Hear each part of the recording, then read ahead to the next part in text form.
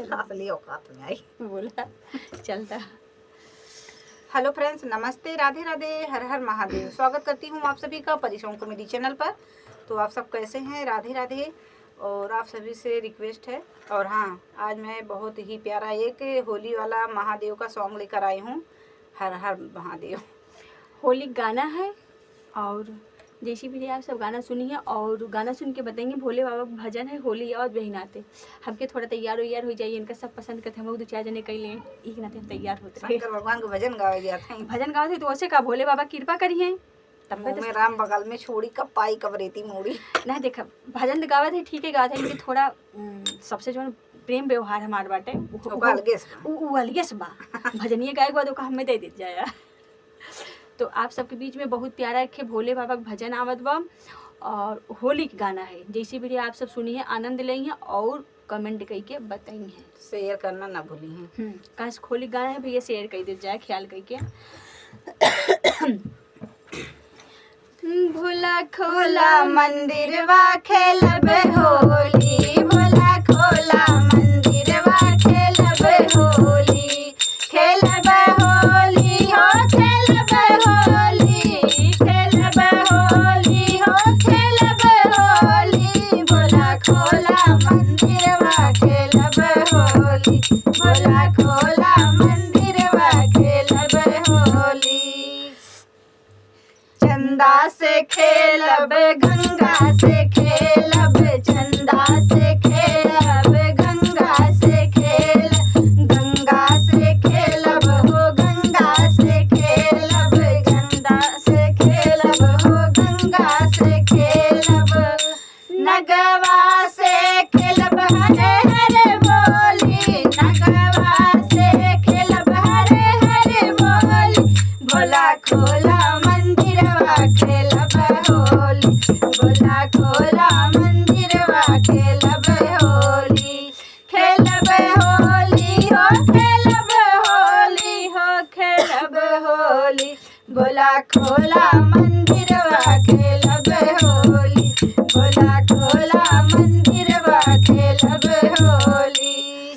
कार्तिक से खेलब गणेश से खेलब, कार्तिक से खेलब गणेश से खेल, गणेश से खेलब गणेश से खेलब, गणेश से खेलब गणेश से खेलब, गौरा मैया से खेलब हरे हरे बोली, गौरा मैया से खेलब हरे हरे बोली, भोला खोला मंदिरवा खेलब होली, भोला खोला मंदिरवा खेलब होली, खेलब होली हो खेलब होली, खेलब होली हो खेलब होली, भोला खोला मंदिरवा खेलब होली, भोला खोला मंदिरवा खेलब होली।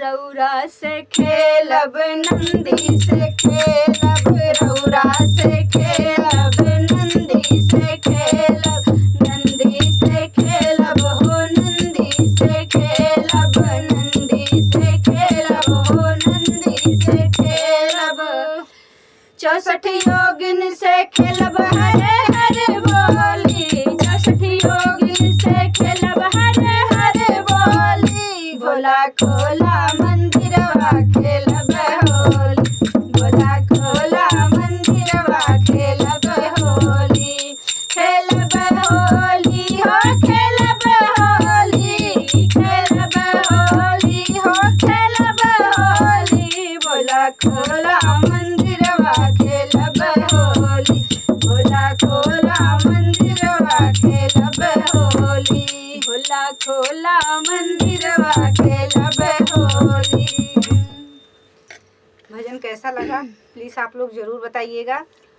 हाथ धर लिए टुनटुनिया बजाओ थोड़ा रहम खा जा और गाना सुन के फुल आवाज के साथ में सुन लीजिए, थोड़ा मेहनत पे ध्यान दे देवे करा और मतलब रिक्वेस्ट करे का ना और काऊ कह सकी थे है तो कहू ना कह सकते बहरे आई जब मिली तब बताई फिलहाल भी मौके पर पड़ोसी झोंटा पकड़ के उचार सकत हैं, रिक्वेस्ट करे के अलावा कुछ नहीं कर सिर्फ सकते। बेइज्जती करत हैं उनके से हमार ना छोड़े नहीं देखा उचाल लिए चक्कर होई के अरे बाद मोरे वो कतनाई को देखत बा हमें सिर्फ झगड़ा में बदनाम कर दिए अरे तो हैं। जब बर रही झोंझी वहां तो डरबू तो कुछ न कुछ तो होबे के रे।